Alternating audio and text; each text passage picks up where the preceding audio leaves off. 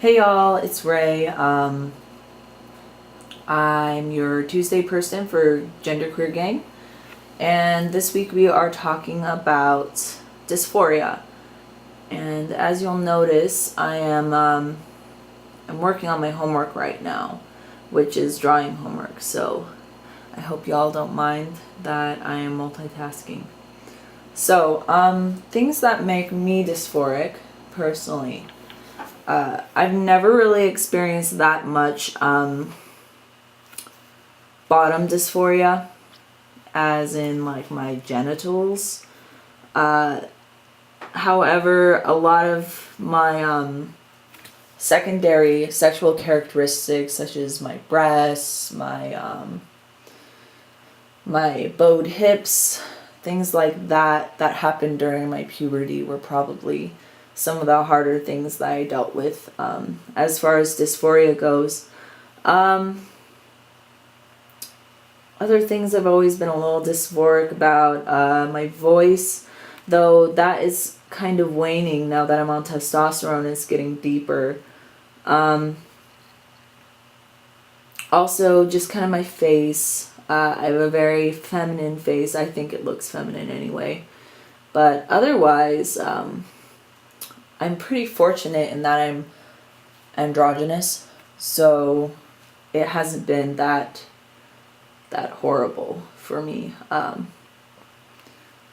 anyway, as far as dealing with dysphoria, for me it comes in waves. Like, I'll just kind of forget about it, or it won't bother me as much one day as it will the next day, and I'll just kind of go about my life as best as I can.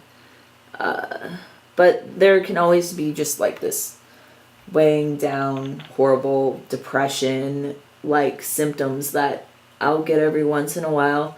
A lot of it has to do with like my menstrual cycle. I've always had a really hard time with my period and how it makes me feel, and it's just pretty awful. It's pretty awful for, well, I don't want to make a generalization, but it's awful for a lot of people that experience periods. They're just not pleasant things. But for me, especially since I have these kind of misalignment with my body and my brain, periods can be especially painful for me. So that's always been something to deal with, but it's not something that I've had to deal with in the past couple months since starting testosterone. I've also been a very fortunate person in that even before I was on testosterone, I was really underweight, so I didn't really experience my period that often anyway. But when I did, it was like pretty awful. Like, I remember in high school, I would cut class because I'd be on my period. And not because the cramps were so horrible, but it was just like my dysphoria and depression around it were just debilitating. For chest dysphoria, I bind. And someday I would like to get some form of top surgery. Sorry, I'm gonna work on the other side now. But so that's not too bad. I don't really experience that bad of dysphoria for my chest anymore. Early in my teens it was really horrible, and early in my transition I had a really hard time with it. But not so much anymore. Like, I can, walk around my house braless or binderless without, feeling disgusting and hating myself. On the days I don't want to bind, I just kind of wear a tight chest, not a tight chest binder, a tight sports bra, so that I can breathe a little bit. For my hip dysphoria, that one's harder because it's not like I can bind it. I did buy like some Spanx type thing that's supposed to shape your thighs or whatever, your thighs and your hips, and I thought maybe that would help, and it kind of does, but it's also another layer to put under my clothes, and I don't really like how lack of free movement wearing so many layers gets me. tight layers in particular, like binders and Spanx and things like that. So as far as that goes, I just try and not look at full-length mirrors, but I will catch myself when I come up to glass doors and stuff on campus, and like I'll see how big my hips are and I'll get like, oh man, my hips are so big, and it'll be kind of lame.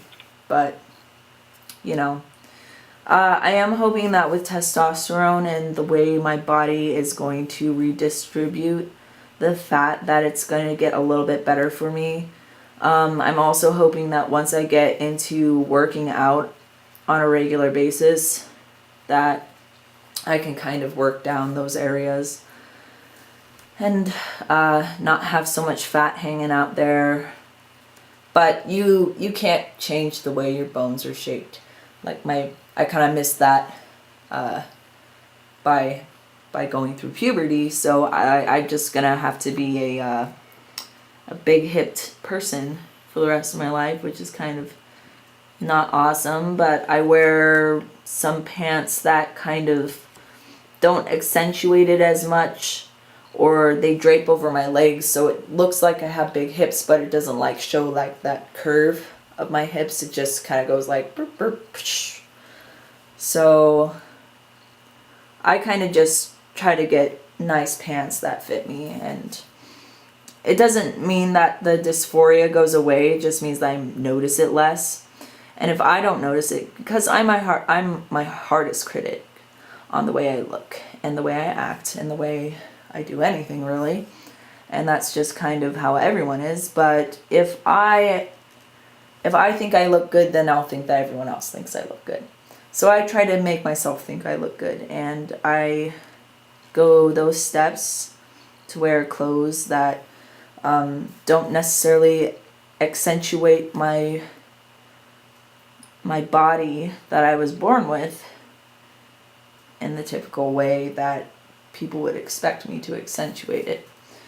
For those of you dealing with dysphoria and the pain that it causes you, I'm really sorry. That sucks. Like, it really is horrible going through feelings of dysphoria, and it's a really painful thing to have to go through. As far as advice goes, I'm probably going to say this every week that we're asking for advice, is that everyone's experience is different, and everyone's experience is different from mine, and you know, so I am a little hesitant about giving out advice. But I mean, obviously you can take it or leave it. My advice would be, you know, if you're going through similar dysphoria that I've dealt with, where, you know, your hips bother you and your chest bothers you and all that, and you can't really change it right now, just kind of wear, like, you know, this is what dressing rooms are for at stores and stuff, is that you can try on as many different pairs of pants as you want to find the one you like. So I mean, just try different cuts of jeans or slacks or whatever you wear, and see what looks good, what doesn't, you know, give you that hourglass shape that so many people in the country seek after, but you don't want.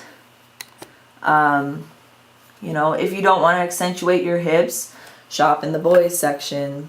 You know, like, I don't know. I don't want to particularly do it, so that's why I don't particularly wear women's clothing. Unless, like, you know, I have to, because I can't just swap out my entire wardrobe. You know, I have things like food and groceries and electricity and internet that I have to pay for, so I don't exactly, you know, go out and buy pants when I determine that a pair of my pants doesn't exactly make me look nice. I'm so rambly, I'm sorry.